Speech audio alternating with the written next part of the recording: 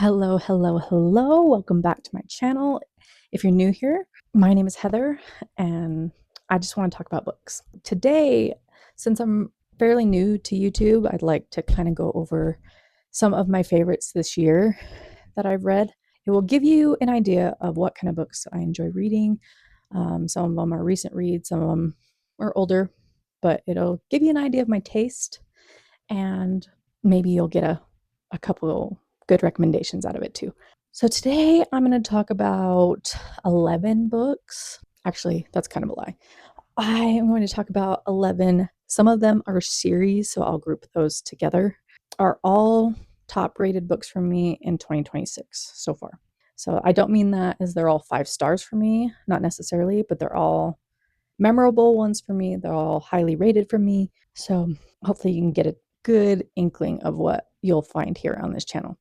I do read most genres, some more than others, but I don't really write off anything.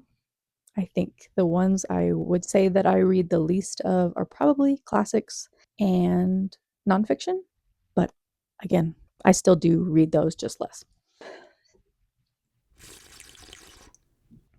Is there Dr. Pepper in this mug?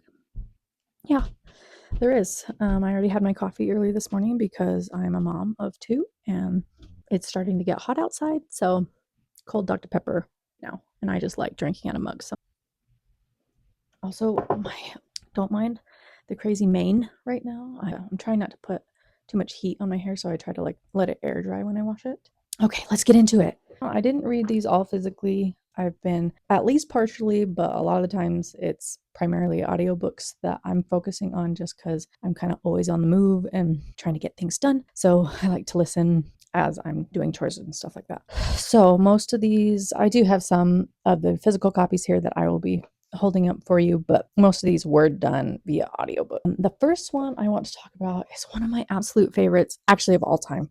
Was a new author to me, and it is just so incredible. And the book I'm talking about is The Reformatory by Tananarive Due. This has won a lot of awards. It's blurbed by Stephen Graham Jones, arguably one of the greatest horror writers of our time, and Stephen King, obviously an icon. So I don't always go off of blurbs, but it's hard to ignore sometimes when pretty big names are plastered all over a book.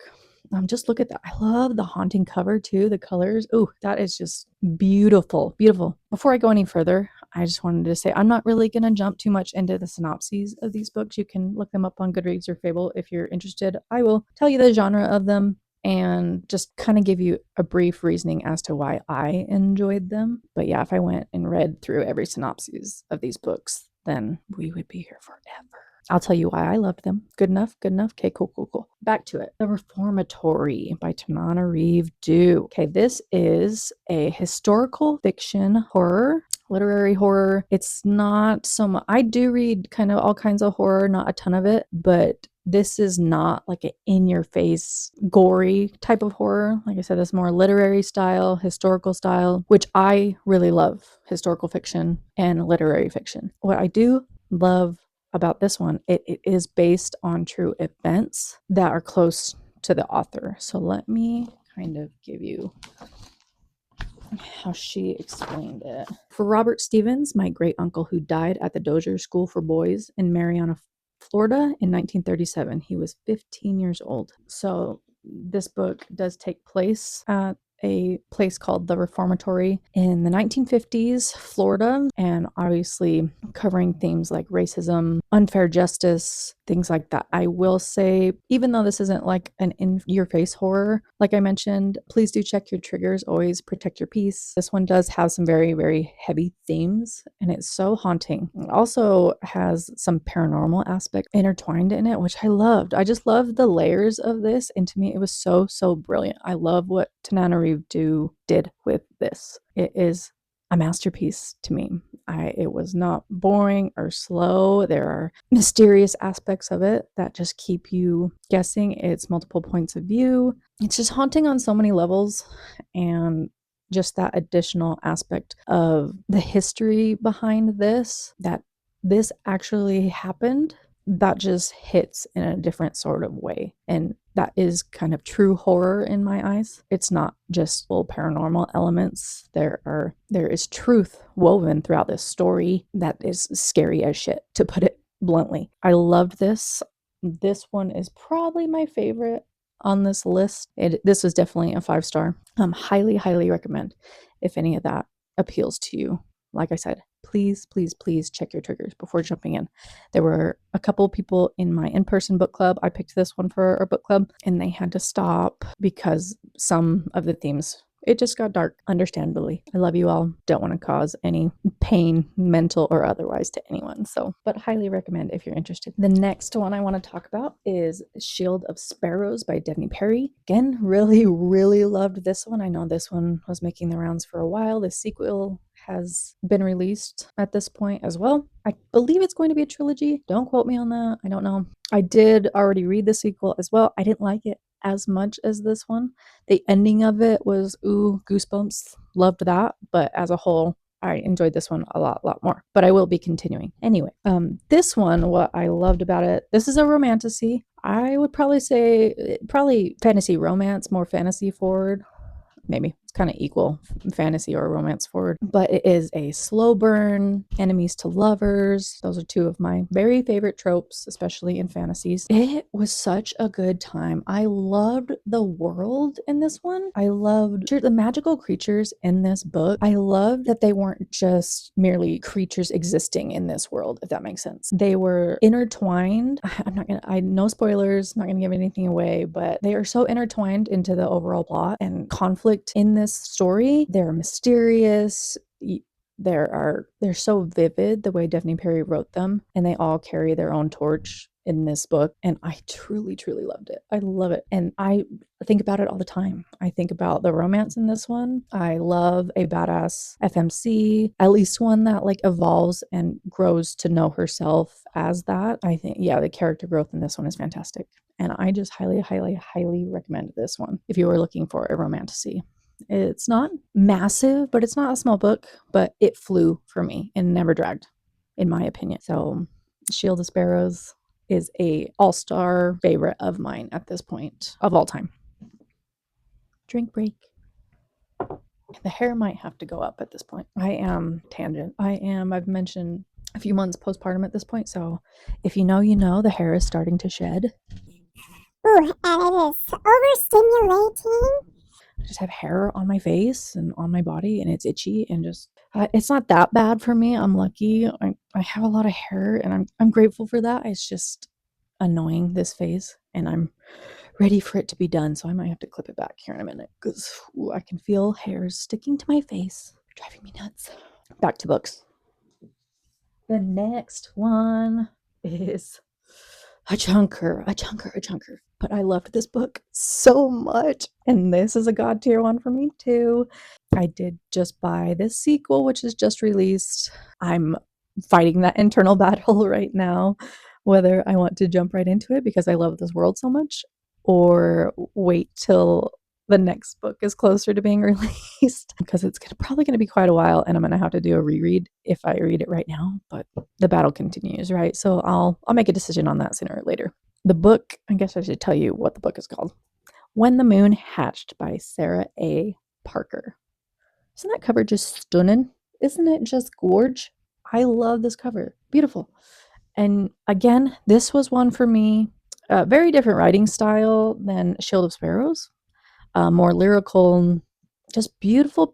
I think it was very harmonious with the world that was built here. I liked the way she wrote it. It was so fantastical and just beautiful writing. Sarah A. Parker is very good at that. But yeah, When the Moon Hatched, this is probably the most complex. This is a epic fantasy, I believe. Epic romantasy. Very fantasy forward in this case. This world is very complex. There is, and I put this book off for so long because I was intimidated by it, not just because of its size. I'm getting better at not letting that deter me from reading books, but there are extensive like glossaries inside of this book that I did have to refer to quite a bit. But I actually loved it. I loved getting more in-depth knowledge about such a epic world, and I liked it. Yeah, it did take a little bit longer to kind of understand everything, but it's also one of those books that I didn't want it to end, so I didn't mind that it drew it out a little bit longer because I was just enjoying the ride. So I didn't want to be rushed with this one, so don't let that deter you. Give it a shot at least. I think it's just a really beautiful and special world that Sarah A. Parker has given us. And I know that this is beloved by many and also put off by many because it can be intimidating. But if you're feeling adventurous, you're feeling brave, give it a shot. Highly, highly, highly recommend. And if you have opinions on whether I should jump right into Ballad of Falling Dragons, then drop it in the comments, please. Convince me one way or the other, because I just can't decide right now. I probably will read it sooner rather than later, because like I said, I love that world so much that if I had to do a reread, and this is saying a lot because I am not a rereader. I don't like to do it. I don't really gain that much from it most of the time, but never say never. If I had to jump back into that world again, I don't think I'd be too mad about it. So let's carry on because I'm getting too chatty about these books, right? Okay, the next one, I don't have a physical copy with me, but this is a series, one of the series I was talking about. I read Torch Against the Night, the second book in the Ember and the Ashes quartet. This series, and I believe this series is YA. As I get further away from that phase of my life, I am getting older. I don't really resonate with that many YAs. I don't write them off because of it. There's just not a lot. It always seems more surface level.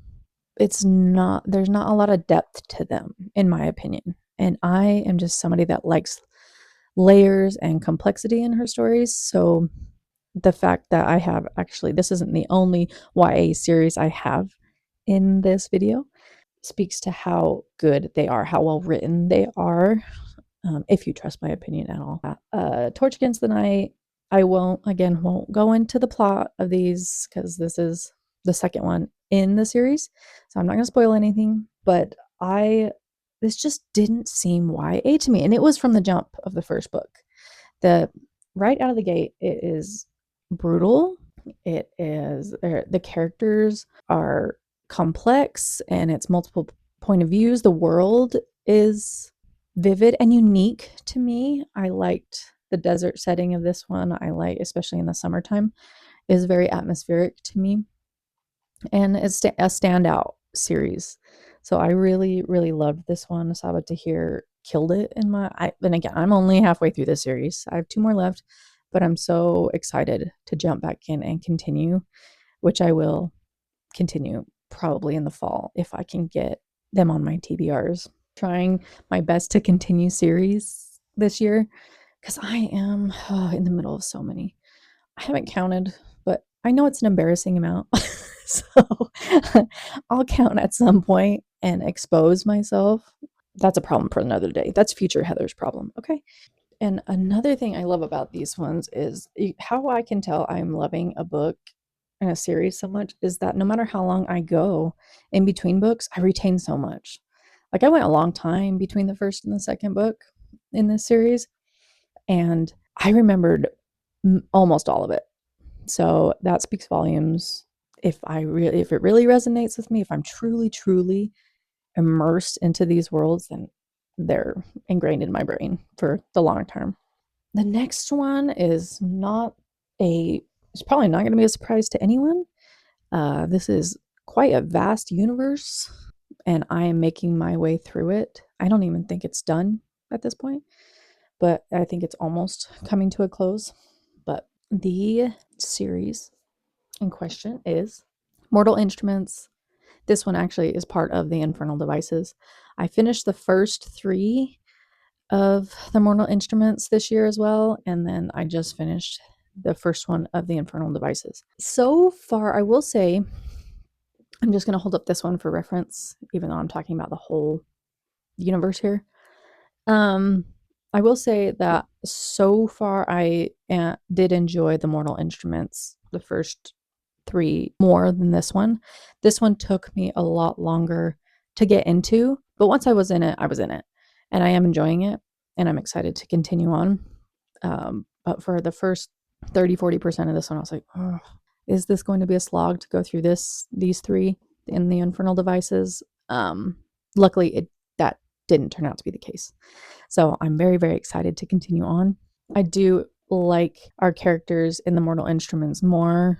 Again, this is YA, but it just doesn't feel like YA to me. I think Cassandra Clare did a great job with every aspect of these books. Like it is complex. It is, the twists and turns are so good. The found family in this, impeccable. I love a good found family trope. I love it. And especially in the Mortal Instruments, this one's just getting started for me, but still loving it. So I'm very, very excited to continue on. I believe that the first book in the final trilogy in this universe is set to release later on this year, I believe.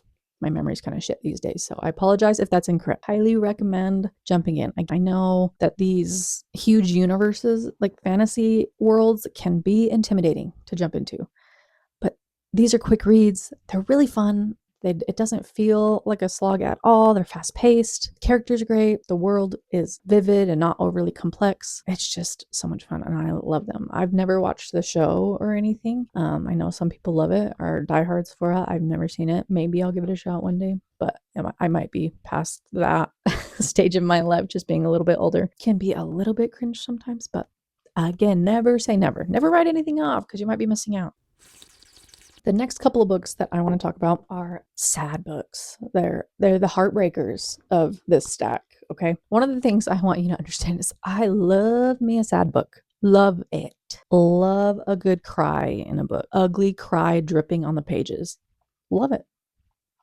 I'm a masochist. What can I say? So these next two, both part of series, and I am truly, truly just so wrapped up in them and love them. So the first one I want to talk about that I read this year is book 4 in the series, and it is Redeeming 6 by Chloe Walsh. Oh, Joey Lynch.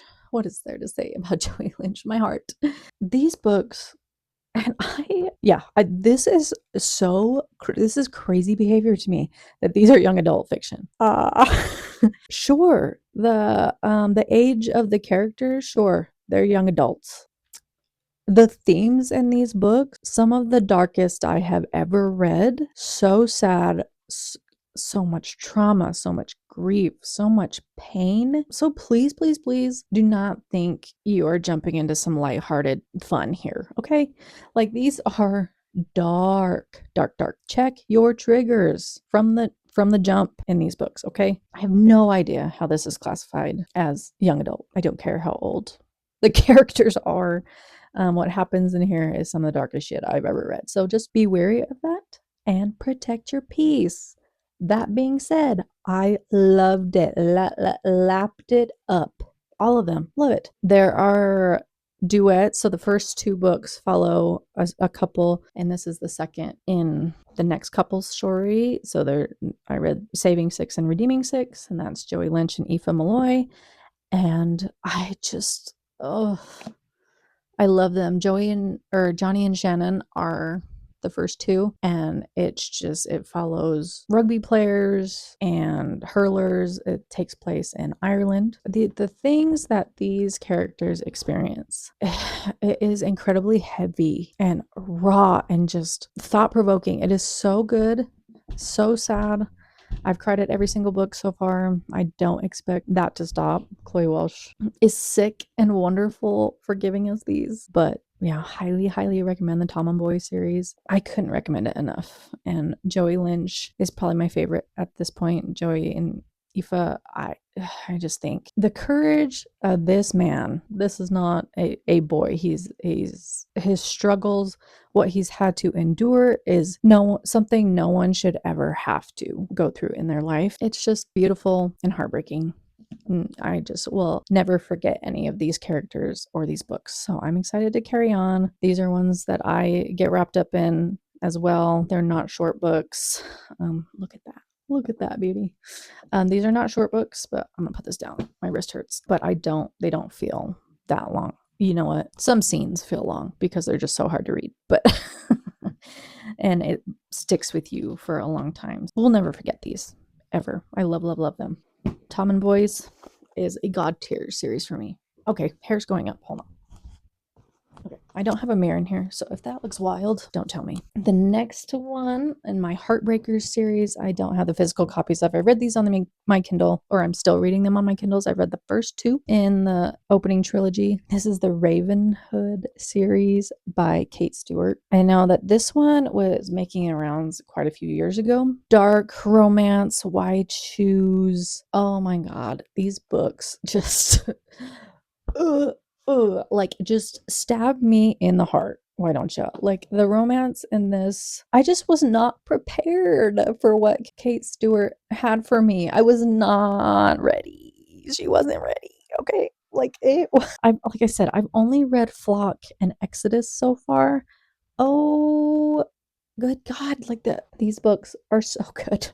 I love them. An unforgettable story, secret society type deal. I'm not going to go into, obviously, no spoilers, but I like the characters. I know that some people I've seen have issues with like nicknames and certain things said in this book that are like kind of cringe. They didn't stick with me. They didn't bug me enough to deter me away from these books in the slightest. Like it didn't stand out to me, but to each their own, right? After what Exodus did to me, I'm so scared to continue on.